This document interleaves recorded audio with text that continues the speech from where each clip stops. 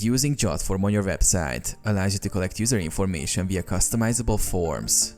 Whether it's a contact form, survey, or a registration form, here's how to add it. Create a JotForm account. Visit JotForm and sign up for an account. Once logged in, click Create Form to design your form using the easy drag and drop builder. Customize your form. Use the form builder to add fields such as text boxes, checkboxes, drop-downs, or file upload options. Customize the form's appearance to match your website's theme. Get the embed code. Once your form is ready, click the Publish tab at the top of the form builder. Choose Embed and copy the provided HTML embed code. Add the form to your website. Open your website's CMS or code editor. Paste the embed code into the appropriate section of your website, typically within a page or widget area. You can use the HTML block or custom HTML feature for this. Save and publish. Save your changes, and your JotForm will be live on your website, ready to collect responses.